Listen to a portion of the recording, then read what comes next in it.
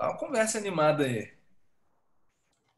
É minha esposa trabalhando na sala. Ah, Mas olha, o banco dela mandou, em vez de mandar um notebook, o banco desmontou um computador inteiro, com desktop, tela, não sei e o quê, levou para mandou para casa. cá para casa, eu tive que montar na sala Caramba.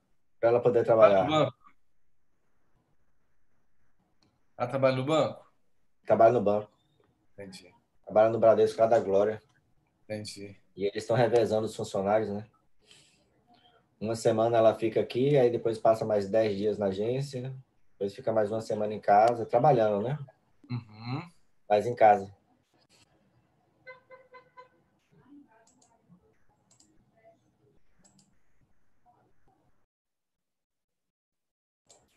Professor, quando o senhor quiser, nós temos 20 e poucas pessoas aí.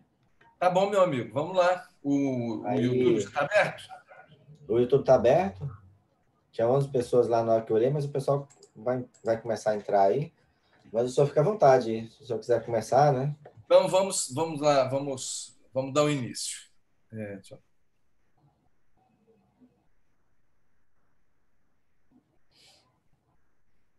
Então, vamos nessa, né?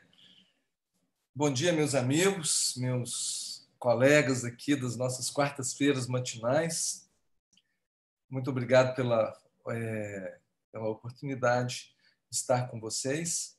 E eu considero que hoje a gente vai fazer o desfecho de uma série, porque a gente vem falando de assuntos entrelaçados, nós viemos falando de assuntos que são bastante interrelacionados, né? Nós falamos de temas que tocam a nossa experiência reprodutiva, nossa experiência de vida. Todos nós nascemos, e então isso é muito pertinente para nós todos. Então eu agradeço muito a oportunidade de poder falar com vocês, né? E hoje eu queria trazer uma reflexão um pouco diferente. Na semana passada, o nosso tema foi saúde e espiritualidade.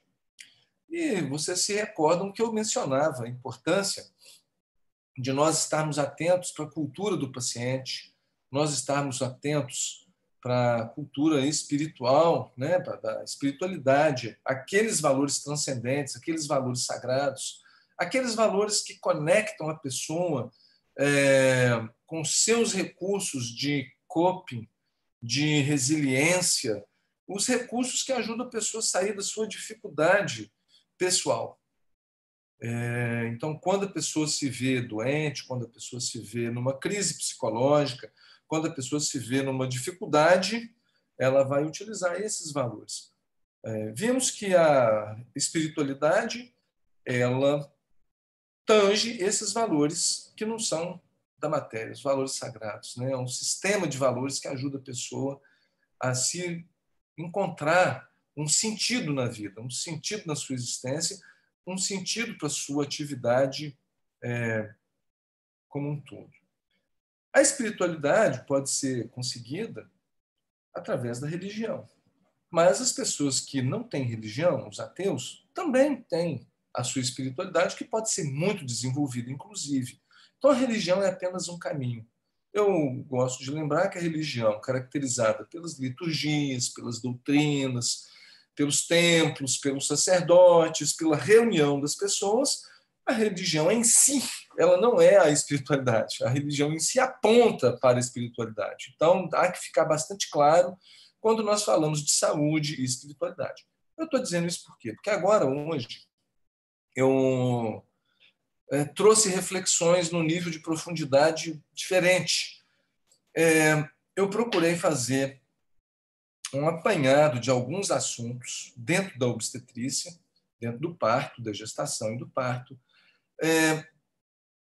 o que a ciência nos apresenta, algumas informações que a ciência nos traz e exemplos de uma visão de espiritualidade. Então, para nós refletirmos, o que eu apresento para vocês é uma curiosidade, é algo que nós podemos pensar nos porquês. Porque, afinal de contas, quem é esse ser humano que, nos seus momentos de introspecção, seus momentos de intimidade, não perguntou para si mesmo o porquê da vida, de onde nós viemos, para onde nós vamos, como funciona a nossa existência. Então, eu queria convidar vocês a fazer um esforço de boa vontade, porque eu não pretendo aqui falar de religião, mas eu pretendo despertar o nosso sentimento para outras possibilidades. Nós somos médicos muito cartesianos, né?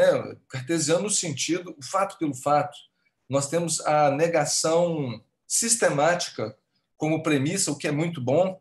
A gente só acredita naquilo que a gente pode entender, mas é exatamente na busca desses elos de entendimento que nós tem gaps, tem pontos que a ciência ainda não avançou profundamente e que tem lacunas, e é aí que fica a nossa perquirição, aí que fica essas nossas dúvidas, aí que entra a filosofia, e eu quero trabalhar nesses gaps hoje, tá?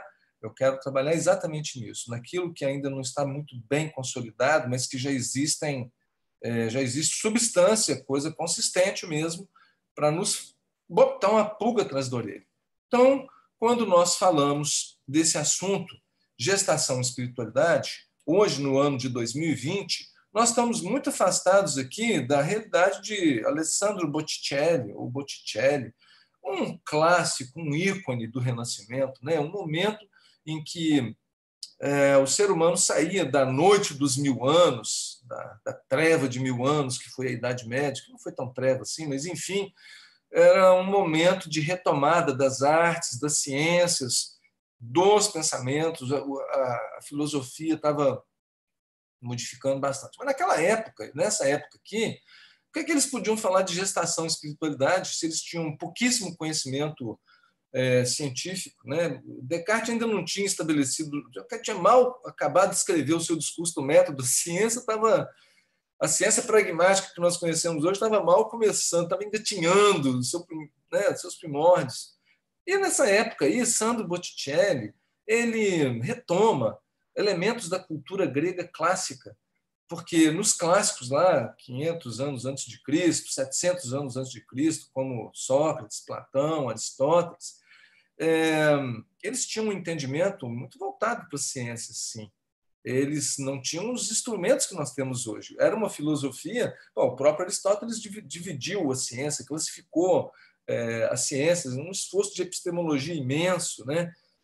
Então, mas ele aqui, o Sandro Botticelli, na Idade Média, acabando a Idade Média, começando a Moderna, ele se vale desses recursos, então, da Grécia Antiga, para falar de assuntos tão profundos, né?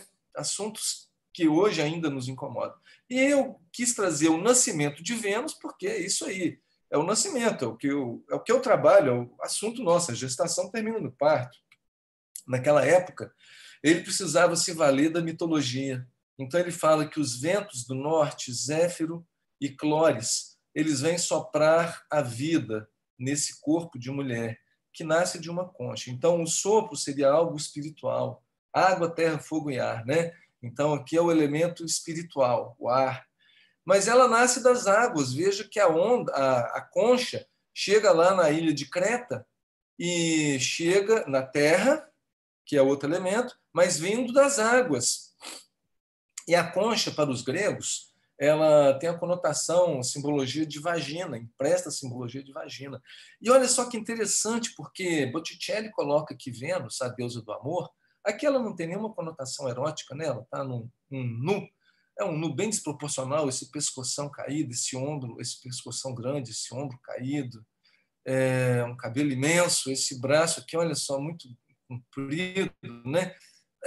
Mas ela é uma adulta, é um corpo de mulher, nitidamente, mas é um corpo meio disforme, é uma adulta. Olha só que interessante isso. Uma pessoa que nasce adulta, isso existe, mas é o pensamento do Botticelli, né? Ela chega para a Terra, né? Assim, adulta.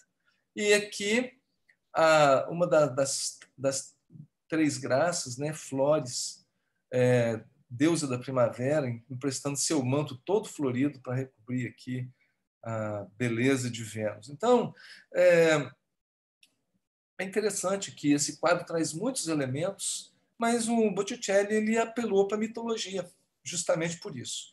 Hoje, em 2020, eu queria dar uma conotação, então, um pouco diferente. Não que nós não precisemos mais dos mitos, porque os mitos sempre vão ser necessários para nós explicarmos algo sem ser cientificamente, para nós nos apropriarmos de uma ideia, de algo que é importante na nossa existência, ainda que não seja pelo caminho da ciência, mas nós intuitivamente trazemos isso para o nosso imaginário.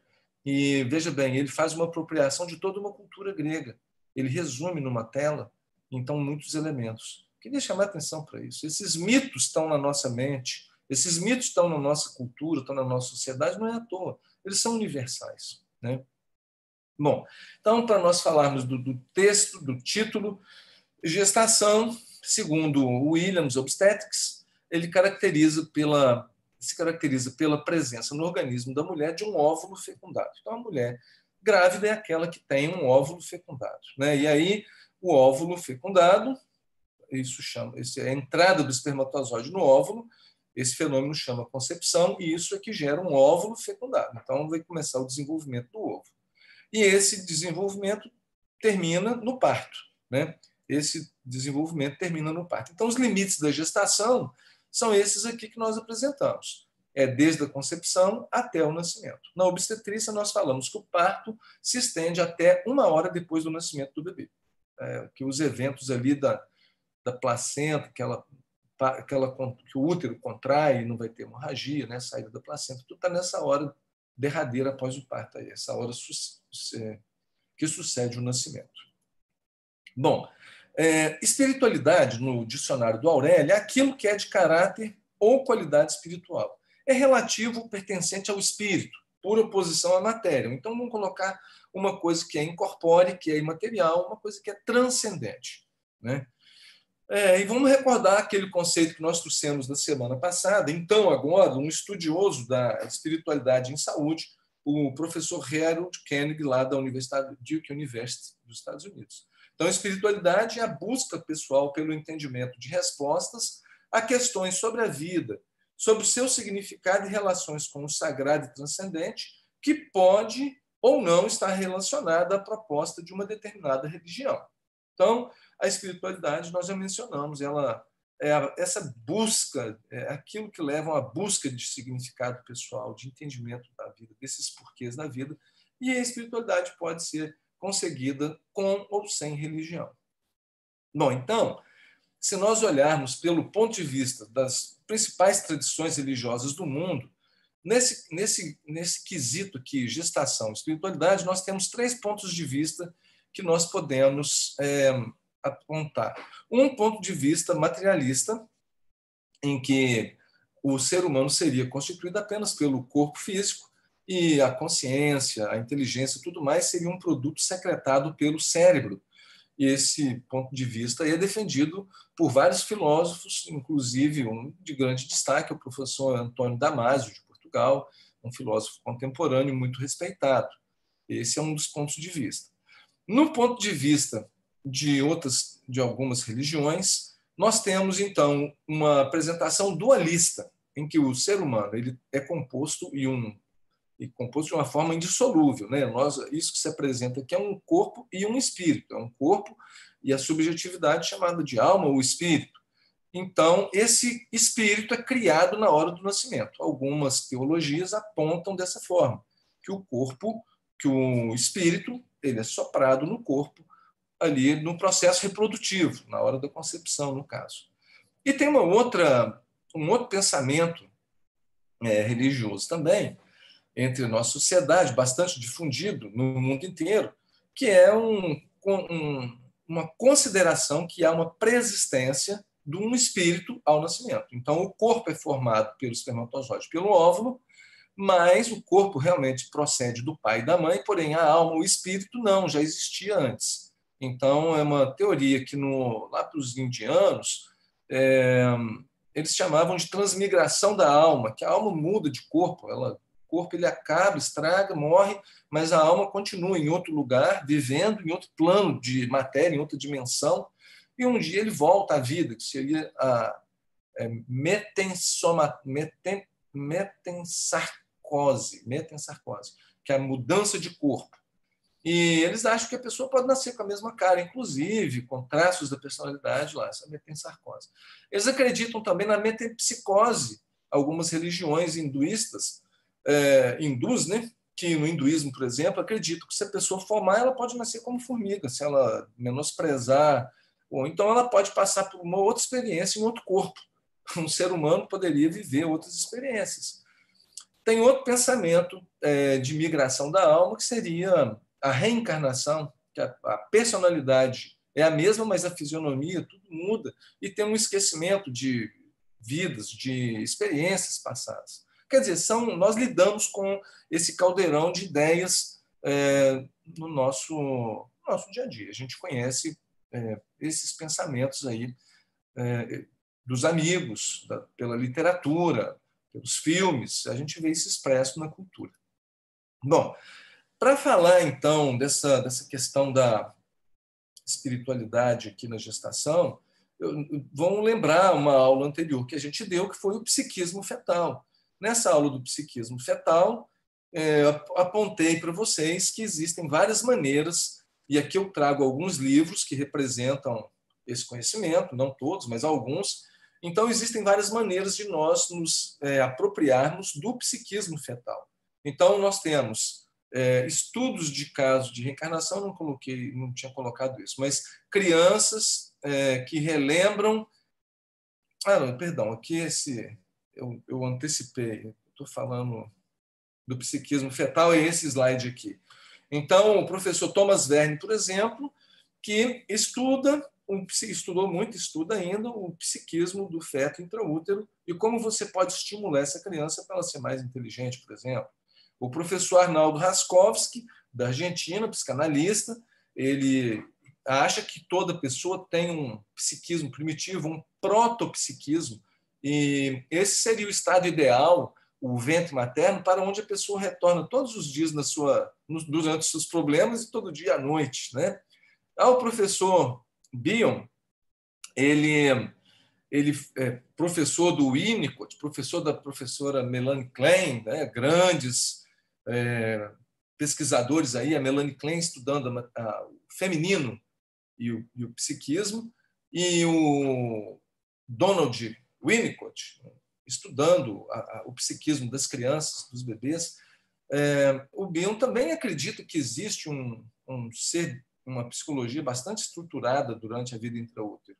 A professora Alessandra Piontelli, da Itália, psiquiatra, psicanalista, acredita que esse psiquismo e que existe dentro na vida intrauterina pode ser avaliado com ultrassonografia, que as crianças têm uma personalidade que se continua depois que a pessoa nasce. E isso ficou bem evidente quando ela estudou gêmeos. Ela estudou pessoas de gestação única, mas também estudou gêmeos e viu como que é bem distinto nos gêmeos essa personalidade bem marcada intraútero de cada um dos gêmeos e depois que a criança nasce, né?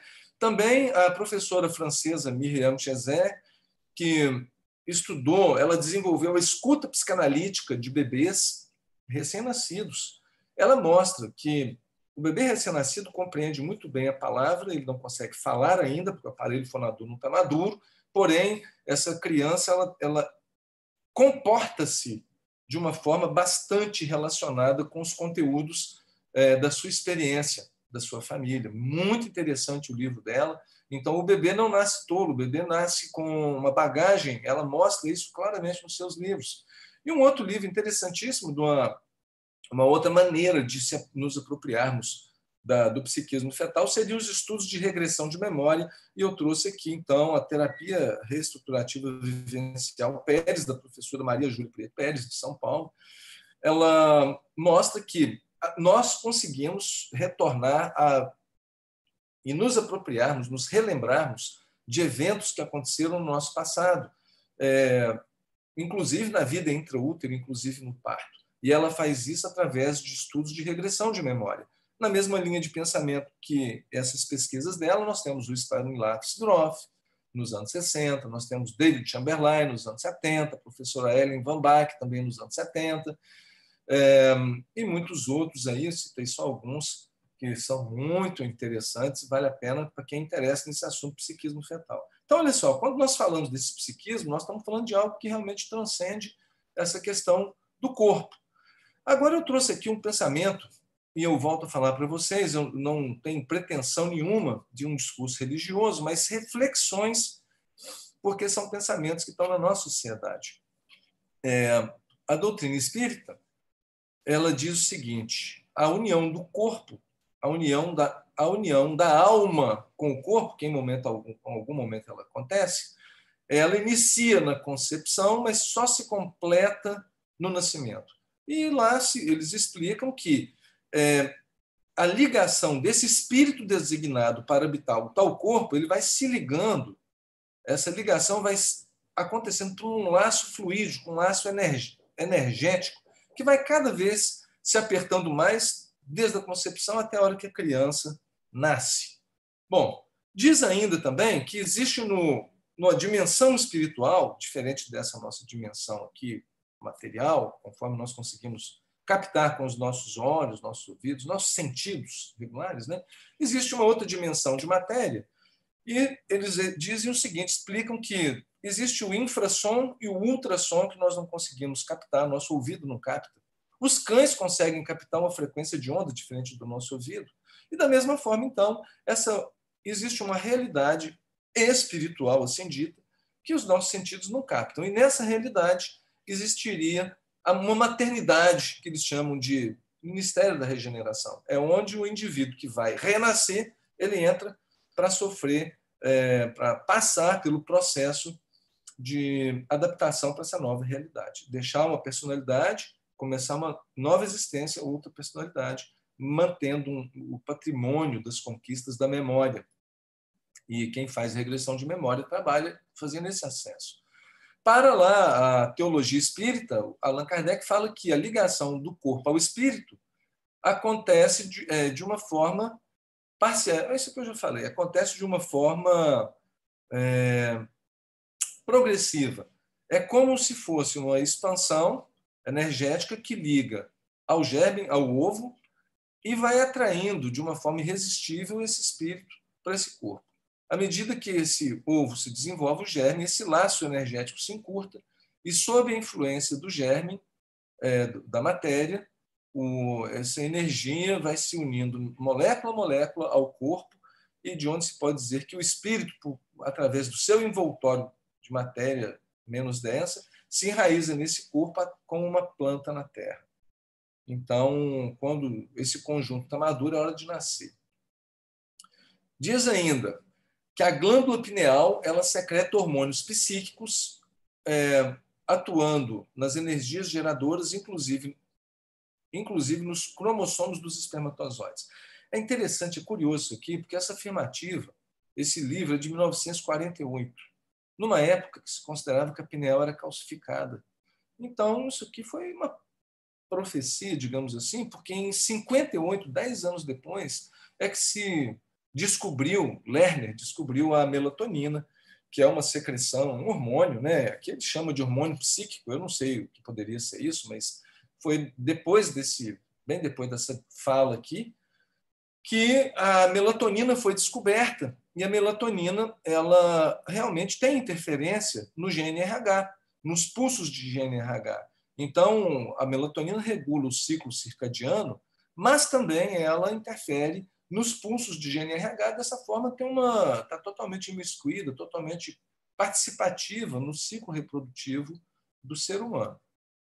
Agora, olha só que interessante esse artigo, e aqui eu mostro esse artigo eu acho que ele é espantoso, que é um artigo de 2013, numa revista prestigiada, uma revista de primeira linha na endocrinologia, e aqui os autores eles falam de aspectos históricos e culturais da glândula pineal e comparam as teorias, isso que eu apresentei anteriormente, essas informações, as teorias providas, ensinadas pelo Espiritismo nos anos 1940 em diante, e a evidência científica da época. Então, esses autores eles pegaram o status da ciência em 1948 e eles verificaram que o conhecimento era incipiente, não sabia nada. O que tinha era que René Descartes, lá no 1500, alguma coisa, 1500, falou que a sede da alma é a glândula pineal.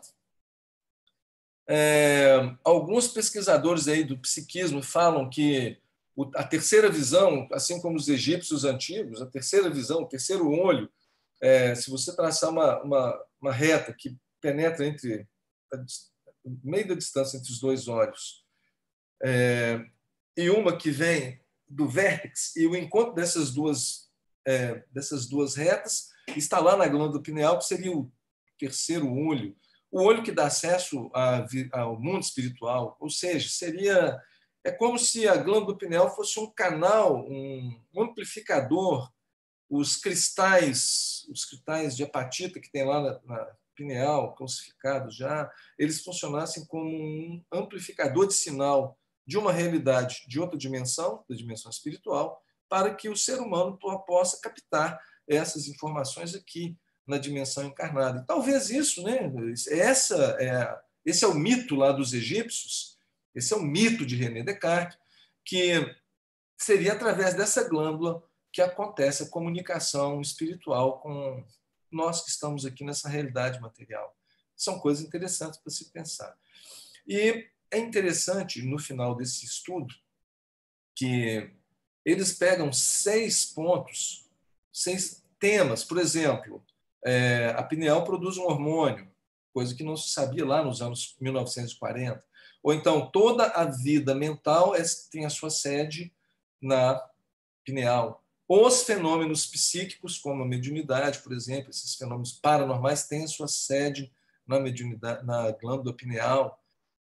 Mas o que ele secreta um hormônio, já falei. Enfim, eu não me recordo bem os outros, mas eles separaram nessa literatura aí do Chico Xavier 6 pontos, como esses 3 que eu mencionei, que são apontados, são revelados, digamos assim, são jogados na obra, mas na época não tinha um estudo científico que pudesse corroborar. E hoje nós temos. Então, tem estudos de neuroimagem mostrando, por exemplo, que quando a pessoa medita, a ressonância magnética funcional mostra que a pineal emite uma luz. Então, denotando que tem, sim, uma atividade relacionada à pineal nesses eventos transcendentes, nesses eventos de espiritualidade, digamos assim.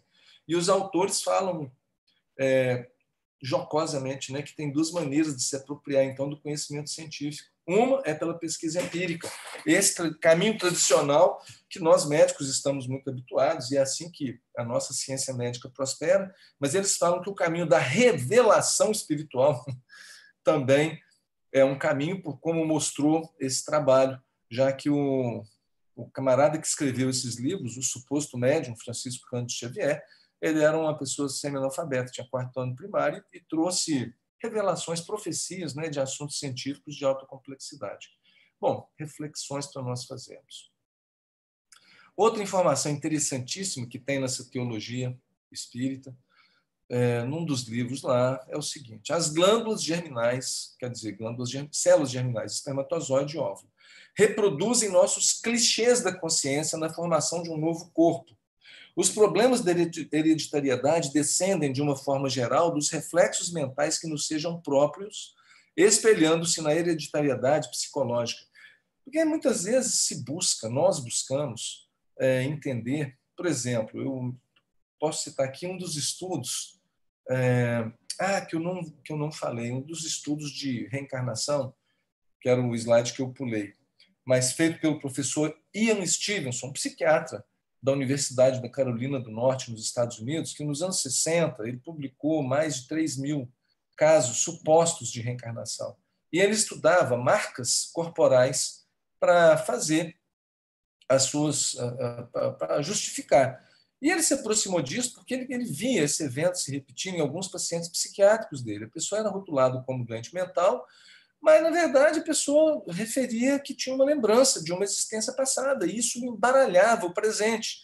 É como se aspectos de uma personalidade viessem invadindo essa vida que a pessoa tem aqui. Uma outra personalidade, um outro contexto, uma outra história.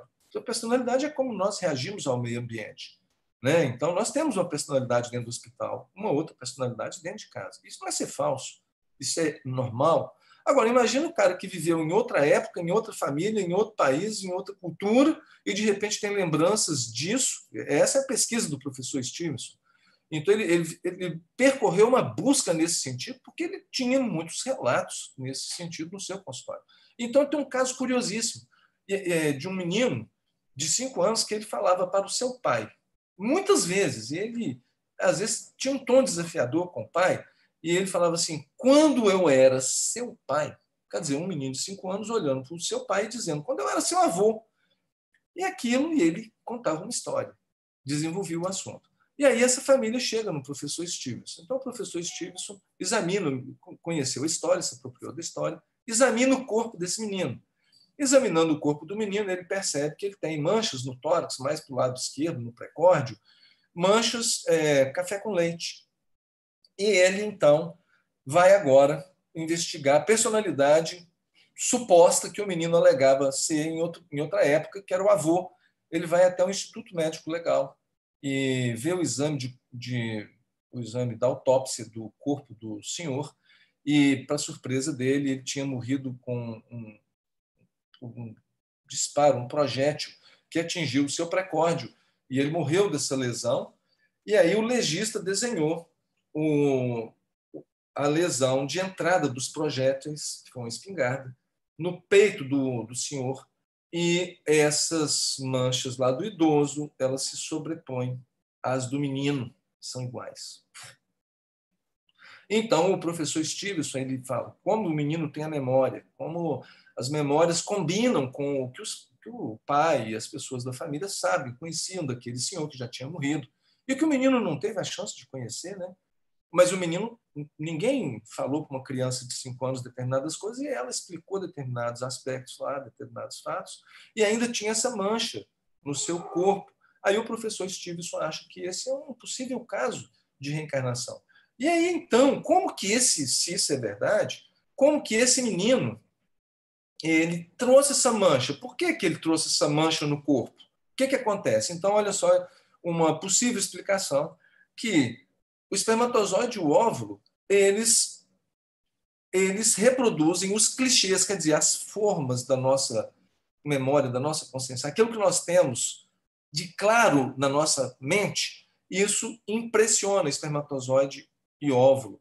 E na hora que acontece a concepção, esses clichês mentais, quer dizer, a parte espiritual, a parte transcendente, é que vai definir no corpo o funcionamento ali do DNA para fazer uma mancha, porque mancha é DNA, é melanina, é matéria. Então, foram aspectos subjetivos, transcendentes, espirituais desse indivíduo que está renascendo, que impressionaram o DNA. Então, essa é uma afirmativa muito interessante, porque existe, então, uma hereditariedade psicológica, e isso ajuda a gente a entender doenças, né? E se isso é uma hipótese considerável para o futuro, aí, a pesquisa vai ter que abraçar o entendimento psicológico das pessoas que trazem essas coisas congênitas. O que é que no psiquismo dessa pessoa pode ser trabalhado para melhorar a sua vida? Não é para tentar entender o que aconteceu lá no passado, não. Para explicar, para provar. Quem quiser provar, trabalhar igual o professor Stevenson, que faça isso. Mas é para entender como que é a vida dessa pessoa hoje, tentar ajudá-la, né? Porque se é verdade essa hereditária psicológica, então agora então é isso aí. O professor Stevenson formula um discípulo dele, porque ele é um professor de doutorado, um psiquiatra islandês, professor Leandur Haraldsson, que mora hoje, é um psicólogo, psicólogo da Universidade de Reykjavik, publica muito nessa linha também, e o professor Haraldsson, ele trabalha com lembranças espontâneas, ele estudou meninos no Sri Lanka, no Ceilão, no Líbano, nesses lugares onde a crença nessas ideias de reencarnação é muito comum, muito frequente. O professor Haraldsson, ele elabora uma hipótese que é o seguinte: deve existir uma simetria de tempo em que a pessoa passa mergulhada na matéria, numa existência material, e depois, quando deixa esse corpo e volta para uma realidade espiritual, vai permanecer um tempo também mais ou menos proporcional do outro lado. Quer dizer, uma pessoa que vive 50 anos aqui vai viver 50 anos em outra dimensão. E a pessoa que vive 100 anos aqui vai viver 100 anos lá. Precisa de um tempo para a pessoa se adaptar, tanto lá quanto no retorno. Aí o professor Haraldson diz o seguinte, que quando a pessoa morre de uma maneira agressiva, isso ele observou nos seus casos, quando a morte do sujeito foi agressiva, o retorno dela é perturbado, esse mecanismo da memória fica perturbado, comprometido. E aí esses meninos ficam lembrando de experiências passadas. Ele, nos seus casos, ele investigou muitos casos também, ele conseguiu um nível de coincidência entre o que ele checou em loco com o que a criança alegou, um nível de coincidência de cerca de 70%. É uma pesquisa difícil, é uma pesquisa que pode ter muitas contestações, claro, mas é algo para se pensar, é curioso. E então, essas crianças, quando elas morrem de maneira trágica e voltam muito rápido, como um menino que reencarnou como avô, quer dizer, foram poucos anos, provavelmente, aí o mecanismo da memória ficou perturbado. Isso perturba muito a vida desses meninos, eles precisam de tratamento psicológico, né? E, então, é uma afirmativa. Agora, isso não é muito surreal, não? Isso não é muito viajar na maionese? Olha o que fala para nós. Olha o que fala para nós o professor Bruce Lipton. Bruce Lipton, um camarada, um biólogo que escreveu esse livro, que é Biologia da Crença, tem em português, é muito interessante, é um livro de comunicação científica, né, para o leigo, mas esse livro tem uma série de artigos que o professor Lipton produziu. Ele é um dos pais da epigenética, porque o professor Bruce Lipton ele tinha sido professor das grandes universidades americanas, uma publicação vasta, mas ele estava frustrado porque não tinha conseguido realizar ainda um desejo seu, que ele era ateu e ele buscava a origem da vida. Aí ele se torna biólogo, vai estudar biologia molecular, microscopia eletrônica, aliás, né, microscopia eletrônica, e ele era muito pesquisava e produzia muito na microscopia eletrônica. Quer dizer, ele viu o cromossomo na sua frente, ele ficava fascinado com aquilo, mas chegou uma hora que ele enjoou, porque, apesar de ter visto tanta coisa, ele não conseguia ainda explicar o início da vida, não conseguia explicar as reações biológicas. Ele falou assim, pô, o DNA existe, isso é um fato. Coisa também que o pessoal, foi mais ou menos na época do Projeto Genoma, né? O Projeto Genoma tinha a ideia de que, se eles sequenciassem o genoma humano, eles iriam identificar como que a vida começa, explicar as doenças, explicar a personalidade. Eles achavam que isso aí seria o apanágio dessas questões espirituais. E foi uma frustração, porque o Projeto Genoma, nesse sentido, né, ele foi muito bom para outras coisas, mas nisso, para dar essas explicações, ele foi um fracasso. Por exemplo, eles estimavam que o ser humano tivesse 100 mil genes e constataram que o ser humano tem 26.550, pouco mais do que o milho, que tem 19 mil, ou pouco mais do que o macaco, que tem 25 mil, ou um rato, ou um rato, que tem intermediário aí do milho e do macaco. Quer dizer, 26.550 para o ser humano e 25.500 para um rato, é uma diferença, para o macaco, uma diferença muito estranha. Então, por que será isso?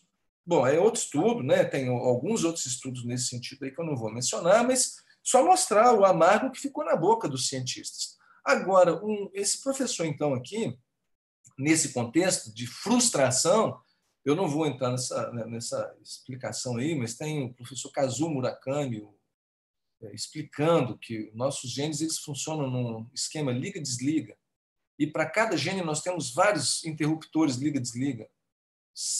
É o que mostrou esse professor aqui. Sentimentos e emoções interferem nos genes muito mais intensamente do que moléculas como adrenalina, agrotóxicos e antibióticos, por exemplo, são moléculas. Nós sabemos que uma molécula ela toca a membrana celular.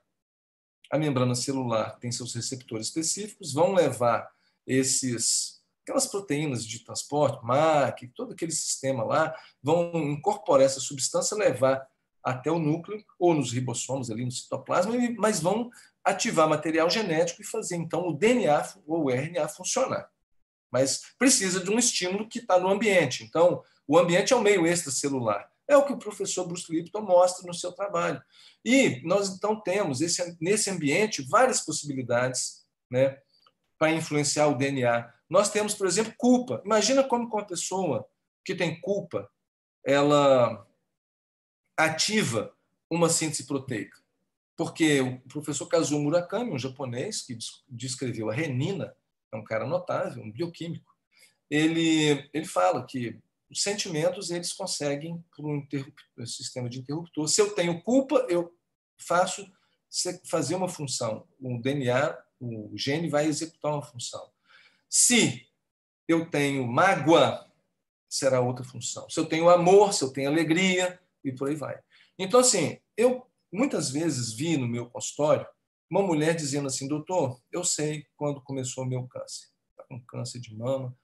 E eu sei quando o meu câncer começou. Eu descobri que meu marido me traiu, eu fiquei magoada, eu não perdoei. Foi nesse dia. É curioso, tá? Isso aí, muitas mulheres falam isso. Agora vamos voltar então aqui à fala anterior. As células germinativas, espermatozoide e óvulo, elas reproduzem nossos clichês mentais, vamos botar nossos sentimentos, nossas emoções na formação do novo corpo. E esses sentimentos e emoções vão interferir, então, na síntese proteica. Talvez esse estudo aqui do professor Bruce Lipton seja uma porta de entendimento para essas falas aí, né? Mas, de qualquer maneira, fica bem claro o que o professor Lipton fala. A nossa transcendência, a nossa espiritualidade, nossos sentimentos, emoções, nossos valores sagrados, tudo isso interfere nos nossos cromossomas. E aí fica a pergunta, né? Se uma pessoa tem... Olha bem que mundo nós estamos entrando. A pessoa tem um gene lá, síndrome de Lynch, né? Uma família que apresenta muito câncer e descobre ali no painel genético dessa pessoa que realmente ela tem isso, mas essa pessoa é um embaixador da paz, uma pessoa altruísta demais, faz muito bem. Esse gene vai conseguir expressar ou não vai conseguir expressar? Porque esse é o ambiente do gene. É um mundo de desafio que está se abrindo para nós, né? Se realmente o Bruce Lipton, esses estudos dele forem corroborados mais para adiante, parece, tem outros estudos nessa linha, parece que é isso mesmo, como é que nós vamos tratar as coisas no futuro? Olha só que interessante. Bom, outra coisa, formação do corpo físico. Se essa subjetividade, nessa hipótese de um espírito presidir a formação do corpo físico, então veja bem o que essa doutrina espírita fala. Amparado no colo materno, o espírito estrutura o seu corpo. O corpo ele não acontece de uma forma automática, espontânea? Acontece um automatismo, claro, nós já sabemos que tem, aqueles folhetos embrionários que estão se dobrando, vai a todo movimento celular, isso aí nós já conhecemos. Mas o que ele fala é que existe algo de transcendente, que é o espírito que preside essa formação. E essas células... Opa, aqui mesmo, estou confundindo.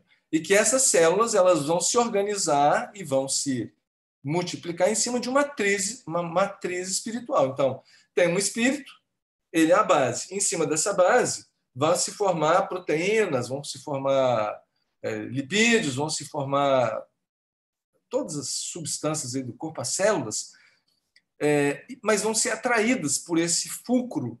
O centro de atração da matéria seria o psiquismo. Olha só que interessante essa ideia. Existe um campo de informação estruturante do corpo biológico. Tem uma teoria que fala sobre isso. Eu vou apresentar para vocês.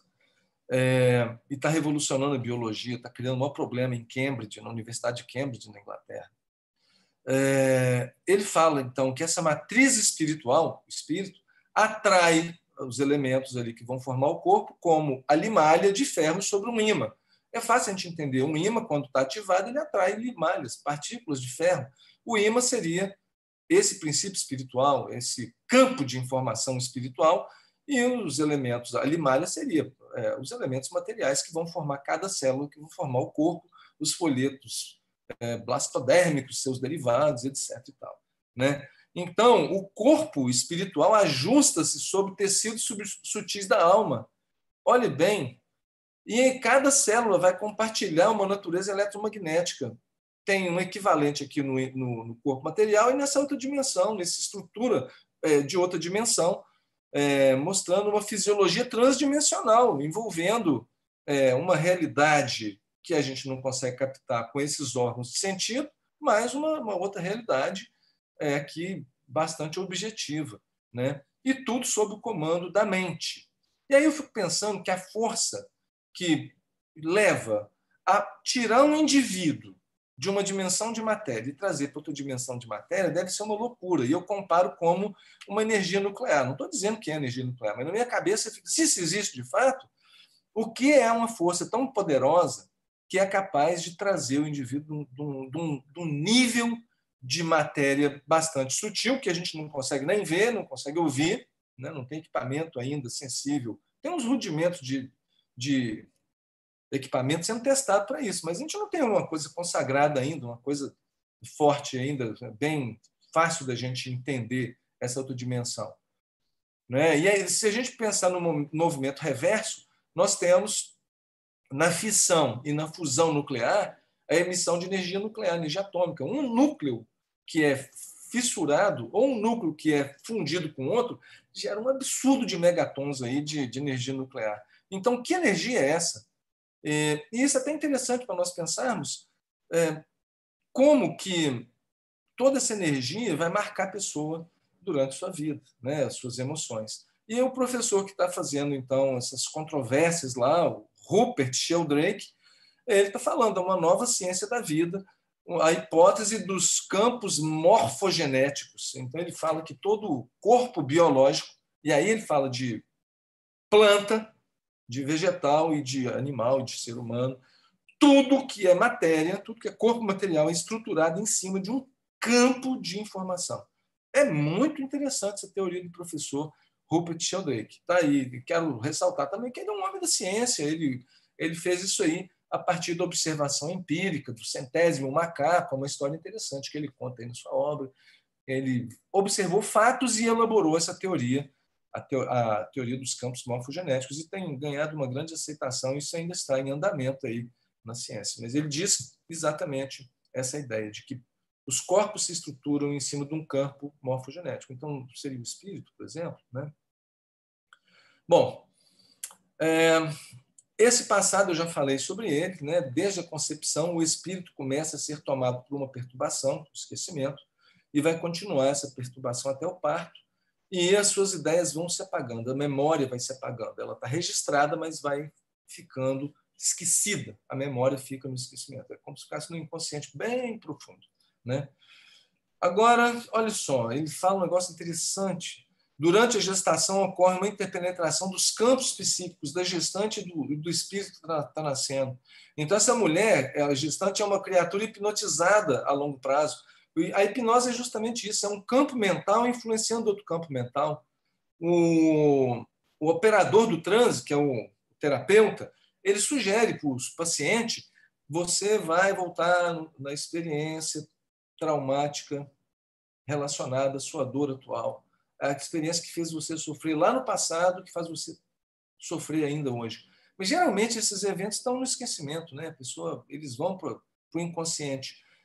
E aqui ele fala que isso seria então a técnica lá da hipnose. Um analista, um terapeuta, aliás, influenciando com o seu sujeito lá, com o paciente. Mas aqui a mãe recebe a interferência psíquica mental, porque o espírito ele está mergulhado no macroambiente, quer dizer, ele está dentro da esfera psíquica, da psicosfera, digamos assim, da mãe, e tem interferências. E talvez por isso as mulheres fiquem muito sensíveis. Ou será que é só por questão dos hormônios? É porque será que ela fica... Mulher chora mais, ela fica mais esquecida. Será que é porque o corpo está muito pesado? Ou tem essa questão transcendente envolvida aí, né? Questão do parto, nós ainda não sabemos, por exemplo, o que desencadeia o trabalho de parto. Nós não sabemos. A obstetrícia ainda não tem essa resposta, né? Mas olha só que interessante que é colocado como questionamento.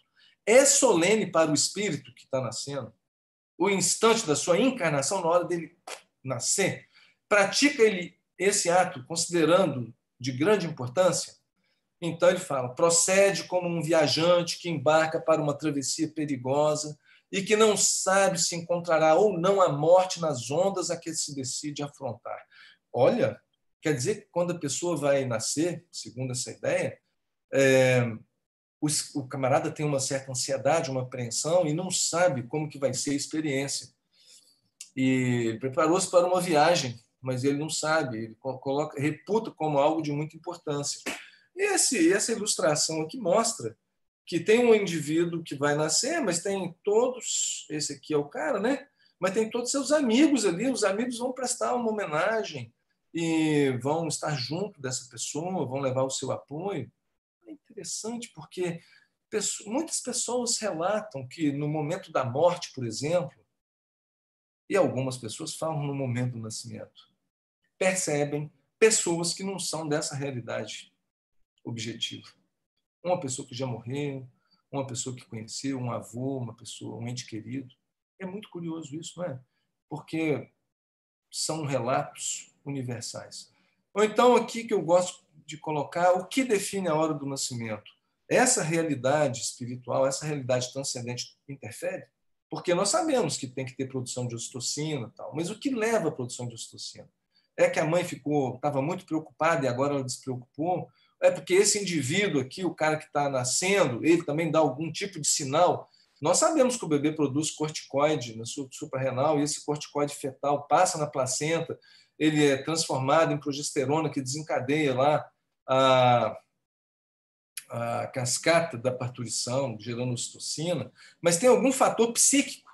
Não sei, né? Mas são questionamentos, parece que essas coisas dizem a mesma coisa. E aquele livro que eu mostrei na aula sobre psiquismo fetal, 90% das vezes a morte foi uma experiência agradável, mas o parto foi um momento de desventura e tensão. Combina com essa hipótese atrás. Como as pessoas são tolas por não saberem o que os bebês desejam. Olha, é um adulto falando, mas é uma pessoa que estava ali.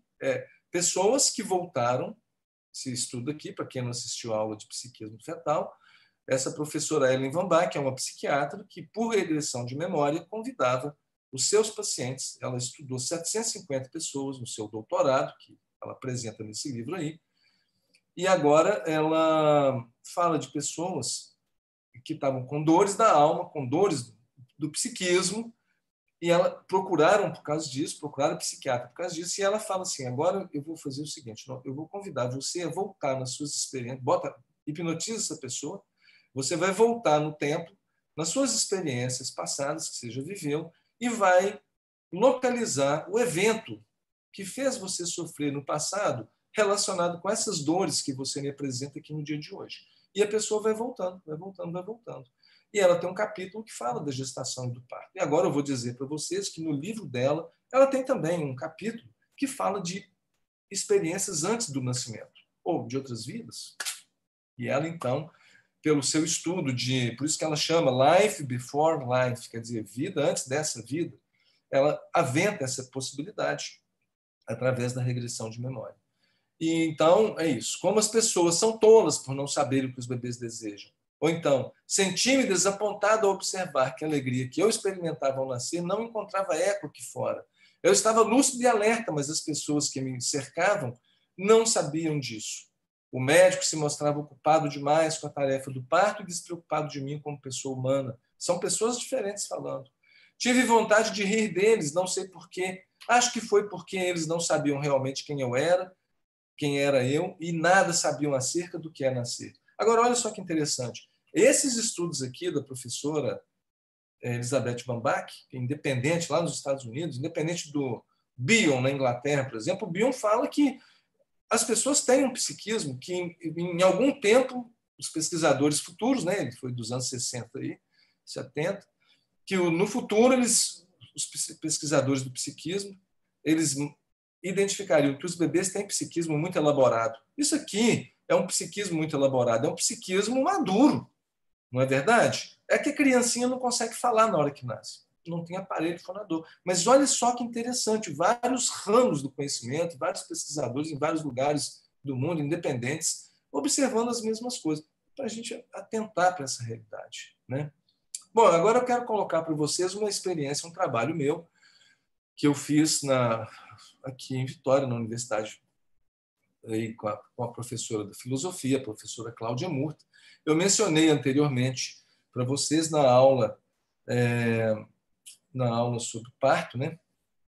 E aqui eu estou mostrando a possibilidade da mulher, no parto, viver uma experiência de gozo. Gozo seria um evento marcado, uma situação, uma experiência marcada por 3 eventos no entendimento de Freud, que elaborou teoricamente o conhecimento sobre o gozo. O Freud falava que um dos componentes do gozo é o desprazer, que nós reconhecemos nas contrações. As contrações são desprazerosas, elas doem, são difíceis, demora muito tempo. Mas quando a mulher vive na sua liberdade, no seu desejo, conforme ela escolhe e é acolhida pela equipe de atendimento ao parto, né? Essa aqui, por exemplo, escolheu ficar de cócoras no corredor do hospital com a sua mãe. Então, nesse momento em que ela está produzindo as contrações, que ela está passando pela dificuldade, o seu cérebro começa a produzir endorfinas, começa a produzir neurotransmissores que vão permitir isso aqui, ó, um grau de relaxamento muito grande. E olha só, sem remédio nenhum, ela não está com V, não recebeu remédio nenhum, essa mulher sorri para a hora do parto. Então, uma experiência maravilhosa. Então, o desprazer está aqui, leva essa mulher para um transe profundo, que é essa fotografia, e, na sequência, ela vive a experiência do êxtase. Então, desprazer, transe, modulado mediado pelos neurotransmissores, neurohormônios, tal, levando essa mulher a um êxtase, em que o componente subjetivo, quer dizer, a compreensão dela de vida, a compreensão dela de maternidade, talvez a percepção dessa realidade psíquica transcendente leva a esse estado de dilatação da consciência muito grande. E muitas mulheres se apropriam, desvelam algo do seu inconsciente nesse momento, como elas revelam depois, como nós identificamos na nossa pesquisa. Então, o desprazer, o transe e o êxtase. O êxtase, né? O retrato do êxtase. E nós nos inspiramos para fazer esse trabalho no seminário 20 de Jacques Lacan, psicanalista, que elaborou sobre o gozo feminino, né? Durante um ano de estudos na Universidade de Sorbonne, em 1974, porque, olha só, essa fisionomia de Santa Teresa d'Ávila, essa aqui é uma escultura de Bernini, do escultor Bernini, italiano, que está em Roma, e ela, olha só, essa fisionomia aqui é o êxtase místico para o Lacan, e não parece muito com essa fisionomia da minha santinha, da minha santinha no parto, não é a mesma expressão? Olha só, o Salvador Dalí tem uma obra chamada Minotauro, que ele coloca mulheres tendo o êxtase erótico, do orgasmo. E aqui nós apresentamos uma outra modalidade. Então, nós temos o gozo, Lacan fala do gozo, do orgasmo, do gozo místico, do gozo da louca, e nós apresentamos aqui o gozo do parto, o gozo sagrado, o êxtase sagrado. Então, é um outro aspecto também da transcendência que eu tive a oportunidade de trabalhar formalmente. Aí nós publicamos esse livro no ano de 2006. É um trabalho aqui local. Bom, a hora de ouro do bebê com a mãe, esse olhar de muita lucidez, muita consciência, que vai formar vínculos poderosos para uma vida inteira, valorizando a primeira experiência aqui, no caso, que é a experiência de amor. Isso marca a pessoa. Também é uma experiência transcendente. Os espartanos pegavam o filhinho recém-nascido e afastavam da mãe. E não tinha nada de ficar mamando no peitinho da mãe, não, porque isso fazia homem frouxo. Da mesma forma, os vikings. Eles pegavam o filho e apresentavam esse filho para o tempo, para o clima gelado, porque a rajada de vento frio ia gerar um estremecimento, um arrepio de desconforto no bebê, e o sentimento de amor não ia se estabelecer. E os vikings eram guerreiros temidos, né? Eles tinham uma política de terra arrasada por onde eles passavam, de tão bravos que eles eram. Eles matavam tudo, queimavam as plantações, matavam os animais, as pessoas, estupravam as mulheres, eram horríveis. E eles acreditavam que se a gente permite esse sentimento, essa experiência subjetiva, eu diria transcendente, logo de cara, você faz homens fracos também. Mas nós queremos homens amorosos hoje, né? Então nós valorizamos. A hora de ouro do bebê recém-nascido valoriza muito isso aqui.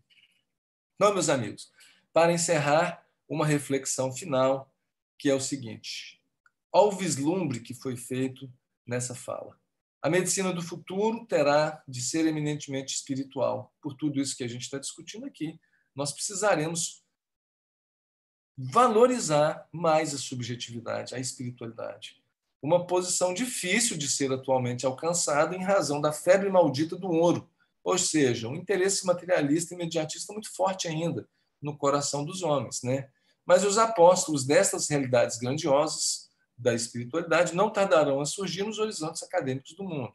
Quando o homem espiritual dominar o homem físico, os elementos medicamentosos da Terra estarão transformados na excelência dos recursos psíquicos. Nossa, o que é isso? Recurso psíquico para tratar doença, para tratar câncer, para tratar hipertensão?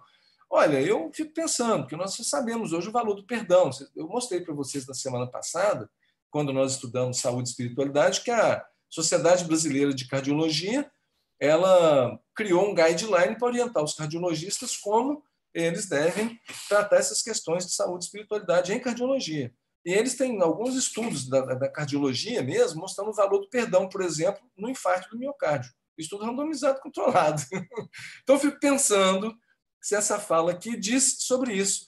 Quando o homem espiritual, quer dizer, quando o homem que valorizar aspectos emocionais, né, e não só um homem materialista, focado só na vida vegetativa, que é comer, beber, dormir, fazer suas necessidades fisiológicas e no outro dia sair para trabalhar, para pagar a conta de telefone celular e repetir tudo isso. Quer dizer, quando nós começarmos a pensar mesmo nessa realidade espiritual, que é o sentido da nossa vida, e valorarmos isso para um crescimento fraterno entre seres humanos, um crescimento altruísta.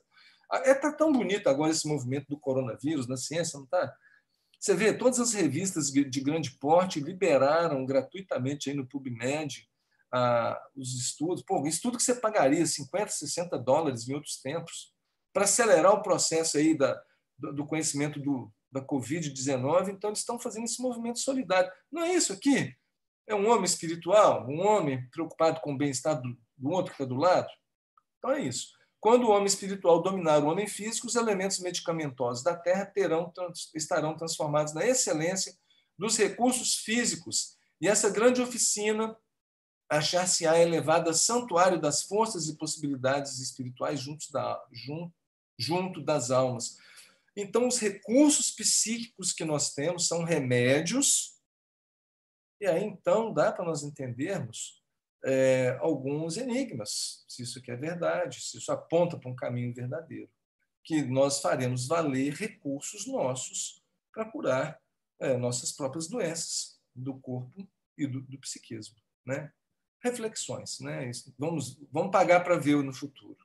Nesse momento que eu encerro com um último slide, essa fofa aqui é a minha mamãezinha, que hoje tem 78 anos. Para mim, tudo começou com ela, pelo menos nessa realidade aqui agora, do que é concreto objetivo. Foi no seio dela que eu desenvolvi, né, no útero dela, amamentei, e ela me educou, me criou e continua fazendo isso. Fez isso para 9 filhos, maravilhosa. E quando eu falo, então, de gestação e espiritualidade, essa aqui valorizou muito esses aspectos transcendentes da vida, com muito amor, com muito carinho por nós todos os filhos. E eu queria, nessa aula, pedir licença a vocês e fazer esse agradecimento. Então, muito obrigado. Estou aberto a as perguntas. Deixa eu respirar primeiro. Bom dia, professor. Bom dia, Vaniara. Tudo bem? Tudo bem, senhor? Senhor? Mais uma vez, muito obrigada. Prazer, Vaniara. Por tudo. E sua mãe é linda, viu? Muito linda. Eu também acho. Obrigado. Ela é uma fofa. Ela é uma fofa. Pronto, já respirei. Sempre suas aulas nos fazem refletir bastante. Assim, eu não sei nem como começar, mas não... Fica à vontade, viu, Vaniara? Tá Antes das perguntas acontecerem, eu queria fazer um comentário. Tá. Veja bem, como eu falei no começo da aula, eu trouxe uma reflexão dentro de uma teologia que eu conheço, mas que a gente tem hoje uma teologia que eu conheço e uma interface com a ciência. E perguntas que a ciência está colocando. Então, assim, eu fico bem tranquilo se vocês discordarem. Tem pessoas de várias religiões. A ideia não é entrar na religião. A ideia é nós sairmos da caixinha. Porque a ciência ela é uma caixinha. Ela nos coloca uma forma. E aqui eu quis trazer uma reflexão que a gente pode ampliar horizontes. E é assim que o pesquisador faz, né? Ele tem perguntas que não estão contempladas com a caixinha. Isso que eu achei interessante, professor. Já vim percebendo nas suas aulas, né? Sair da caixinha. Eu, por exemplo, eu tenho a minha crença. Eu não acredito na reencarnação, né? Eu, particularmente. Mas isso não me impede de aprofundar, de estudar sobre o assunto. Porque, por exemplo, o senhor um dia pode chegar no meu consultório e se consultar. E aí surgiu o assunto de o senhor começar a falar sobre a espiritualidade, sobre o espiritismo e tal. E como que eu vou abordar esse assunto se eu não conheço?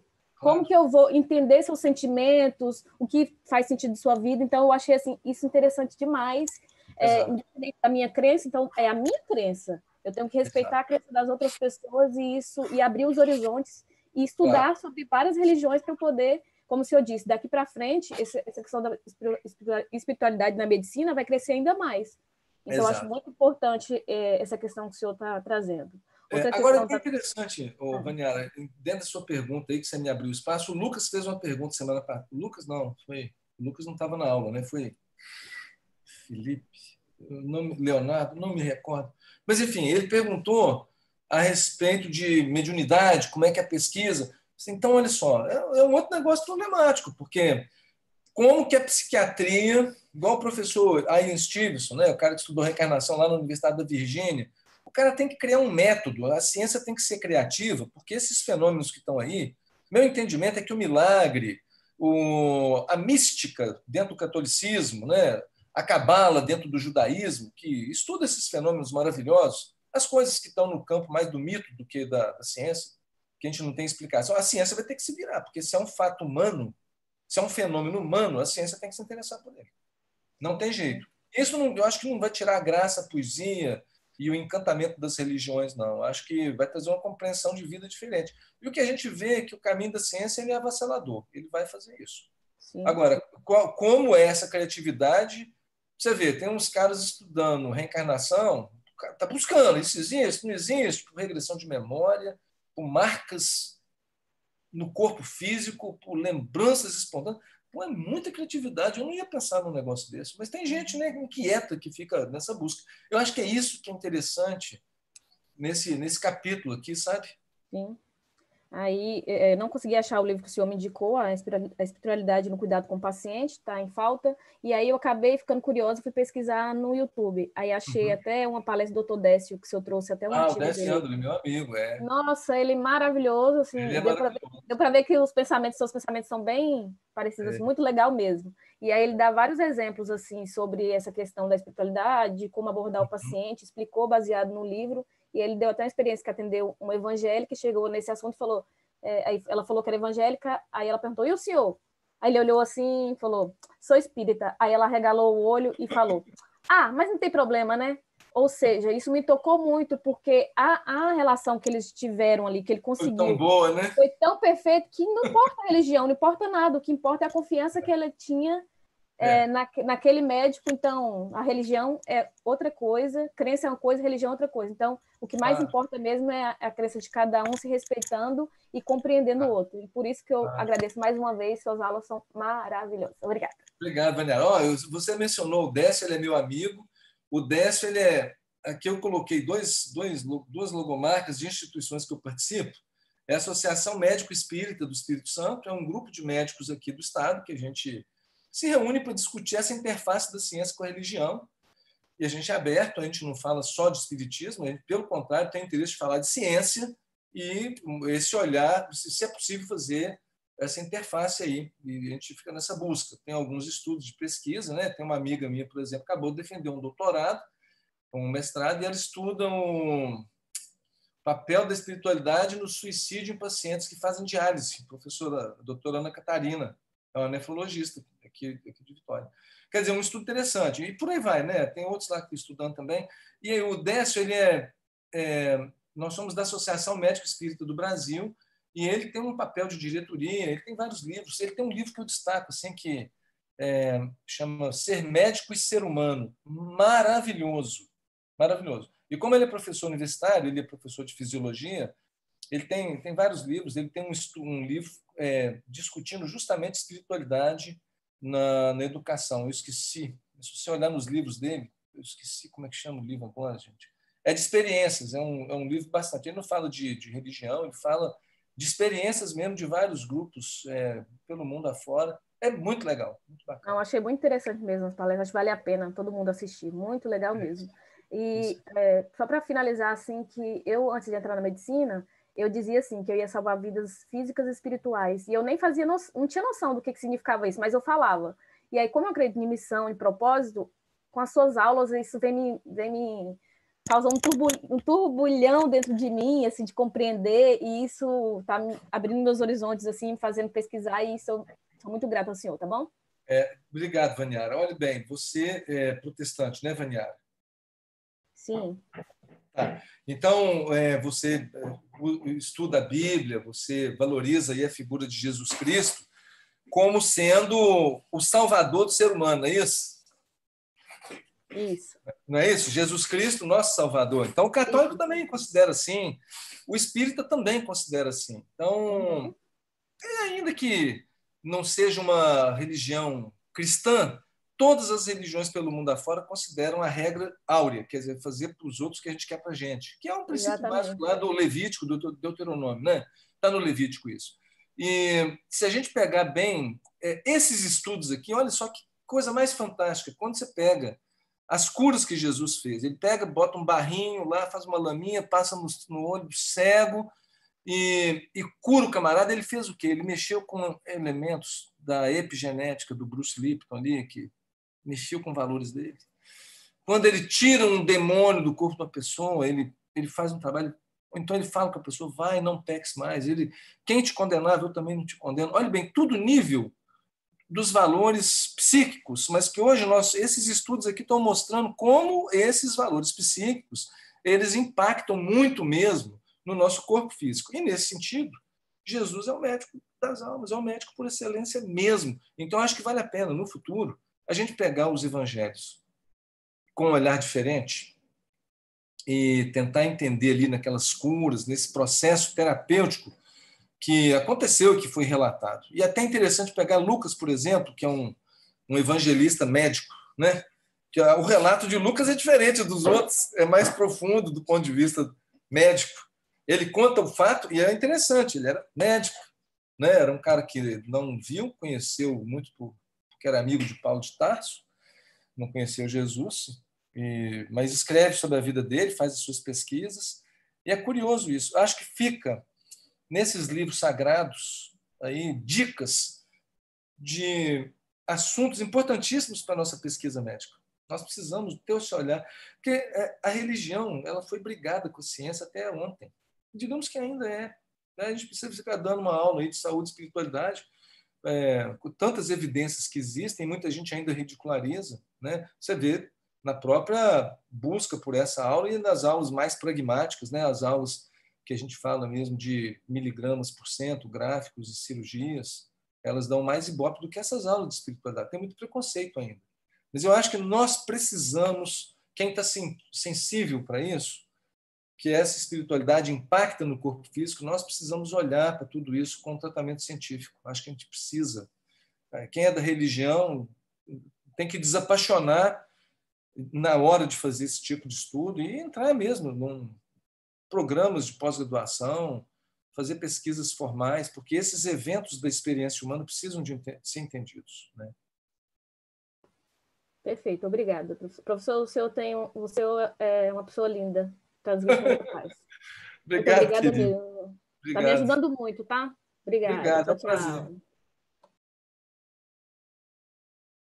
Professor, eu queria falar um negócio. Bom dia, né? Agradecer primeiro pela aula, que foi muito boa. Eu adoro suas Bom dia, aulas. Júlia. Minha amiga blogueirinha. Eu sou muito suspeita para falar de suas aulas, porque eu adoro, mesmo não interessando muita coisa por GO, mas essas aulas eu acho muito boas. E eu queria falar que não tem um vídeo que eu te mandei sobre o parto, aquele parto lá muito bonito? Uhum. Eu também compartilhei com o pessoal do grupo, eles adoraram bastante. Uhum. Eu achei muito, muito bonito aquele vídeo. Isso aí. Muito lindo mesmo, obrigado. Mas você vê como é que são as coisas, né? Aqui eu apresentei para vocês, eu não inventei nada disso, tudo que eu estou fazendo aqui é uma comunicação científica para vocês, né? Eu tenho a minha experiência pessoal, que eu posso falar dela, mas isso acontece pelo mundo afora.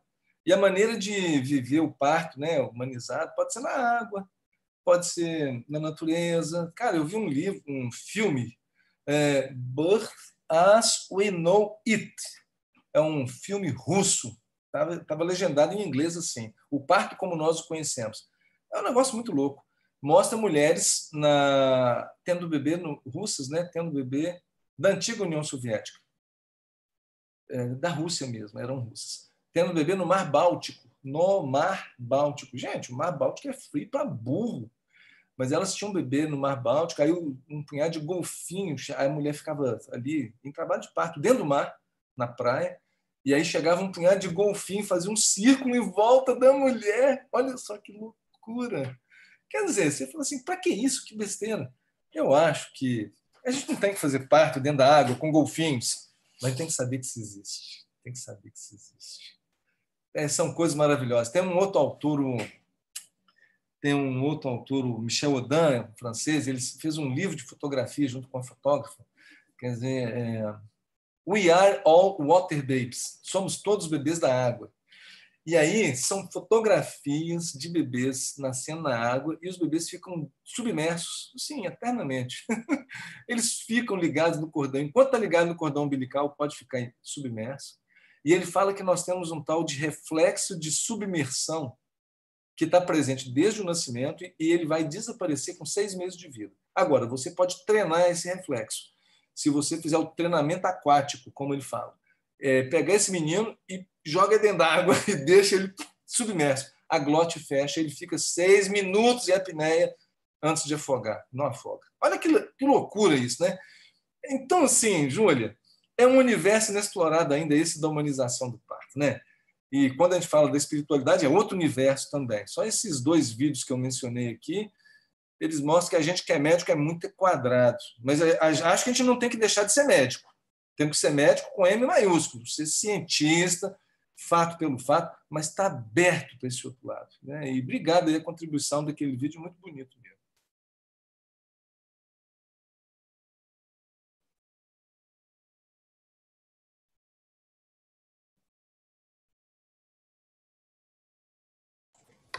Professor, eu acho que é isso, então. Cleiton, muito obrigado. Tem um pessoal assistindo lá, tem mais gente lá do que aqui, né? Cleiton, tem até uns agradecimentos lá no YouTube. Vou ler rapidinho. Pode ler. A Paula Brito fala, excelente palestra, gratidão. A Yara Alvarenga fala, oi, doutor Paulo, excelente aula, obrigada, saudades. E a Renata Medici fala, adorei, parabéns. Obrigado, Paniara. Obrigado, muito obrigado, viu?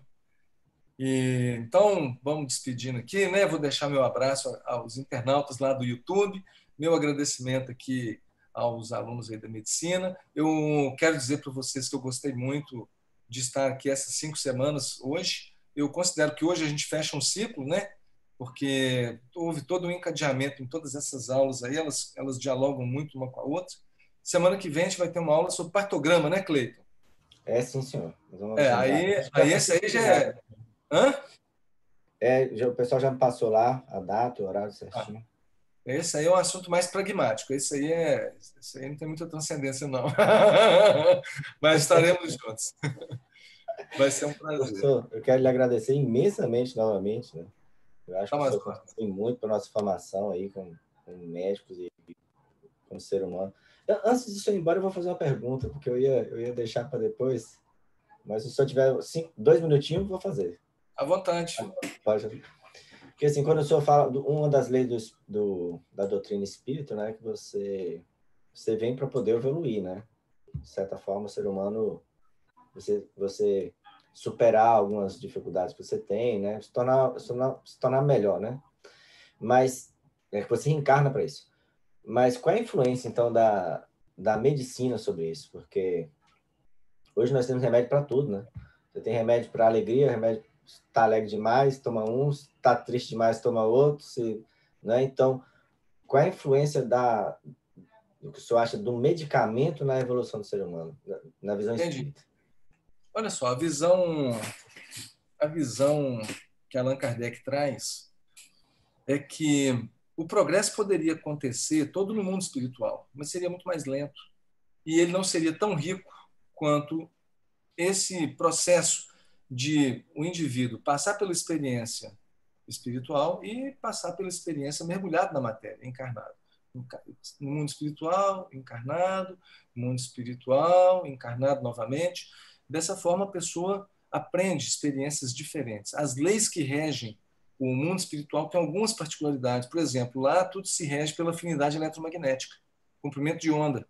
E hoje nós estamos num mundo de ondas, né? Onda de telefone, celular. Se você quiser conectar com a pessoa, você dita o número dela específico.